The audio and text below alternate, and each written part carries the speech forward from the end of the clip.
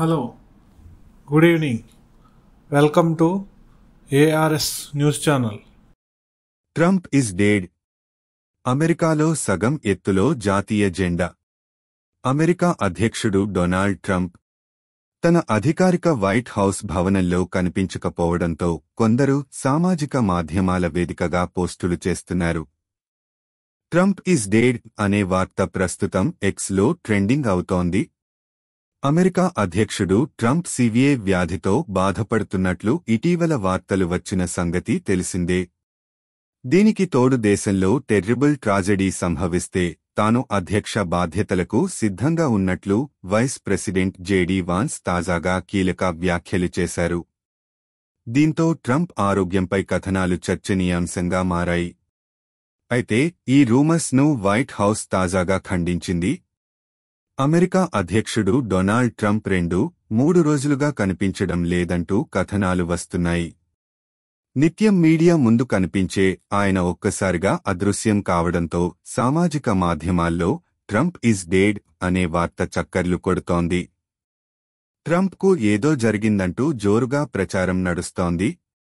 అంతేకాక ఇటీవల అమెరికా ఉపాధ్యక్షుడు జేడీ వాన్స్ చేసిన వ్యాఖ్యలు కూడా ఈ కథనాలకు మరింత బలం చేకూరుస్తున్నాయి. జేడీ వాన్స్ మాట్లాడుతూ అవసరమైతే అధ్యక్ష పదవిని చేపడతానని ప్రకటించారు. ఇక ప్రస్తుతం ట్రంప్కు 79 ఏళ్లు కాగా గత కొంతకాలంగా అనారోగ్యంతో బాధపడుతున్నట్లు సమాచారం. ఇటీవల ట్రంప్ చేతిపై గాయం కూడా కనిపించిన విషయం తెలిసిందే. ఇదిలా ఉంటే భారత్పై అమెరికా అధ్యక్షుడు డొనాల్డ్ ట్రంప్ దూకుడుగా వ్యవహరిస్తున్నారు. ఇప్పటికే భారత్ వస్తువులపై 50% టారిఫ్ విధించారు. ఆగస్టు 27 నుంచి ఈ సుంకాలు అమల్లోకి వచ్చాయి. రష్యా నుంచి భారత్ చమురు కొనుగోలు చేస్తున్న కారణంగానే భారత్పై అమెరికా సుంకాలు విధించింది. ట్రంప్ తీసుకున్న నిర్ణయంతో భారత్ నుంచి అగ్రరాజ్యానికి ఎగుమతయ్యే $48 బిలియన్ వాణిజ్యంపై ఇది ప్రభావం చూపనున్నట్లు ఆర్థిక నిపుణులు అంచనా వేస్తున్నారు. ఈ క్రమంలో చైనాలో జరగనున్న SCO సమావేశంపై సర్వత్రా ఉత్కంఠ నెలకొంది. ఈ సమావేశంలో అమెరికా వైఖరిని ప్రపంచ దేశాలు ఖండించనున్నాయి.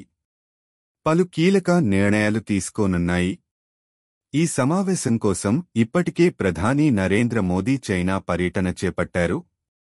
అమెరికాలో గన్ కల్చర్ మరోసారి పేట్రేగింది. విద్యార్థులపై బుల్లెట్ల వర్షం కురిపించాడో యువకుడు. ఈ ఘటనలో 2 విద్యార్థులు దుర్మరణం పాలయ్యారు. 25 మందికి పైగా గాయపడ్డారు. సమాచారం అందిన వెంటనే పోలీసులు సంఘటన స్థలానికి చేరుకున్నారు. గాయపడ్డ వారిని ఆసుపత్రికి తరలించారు. వారిలో కొందరి పరిస్థితి విషమంగా ఉన్నట్లు తెలుస్తోంది. మిన్నియాపాలిస్లో ఈ కాల్పుల ఘటన చోటు చేసుకుంది. స్థానిక చర్చిలో ప్రార్థనలకు హాజరైన పాఠశాల విద్యార్థులపై దుండగుడు కాల్పులు జరిపాడు. షూటర్ తన తుపాకులపై kill Donald Trump nuke India అని రాసి ఉన్నట్లు పోలీసులు గుర్తించారు.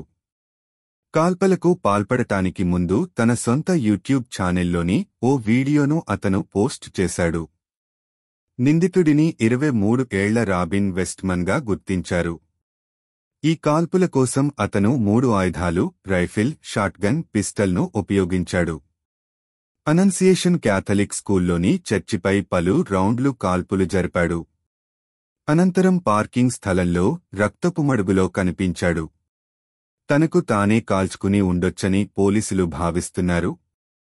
ఈ ఘటనకు పాల్పడటానికి ముందు రాబిన్ డబ్ల్యూ పేరుతో ఉన్న తన సొంత యూట్యూబ్ ఛానెల్లో 2 వీడియోలను అతను పోస్ట్ చేశాడు.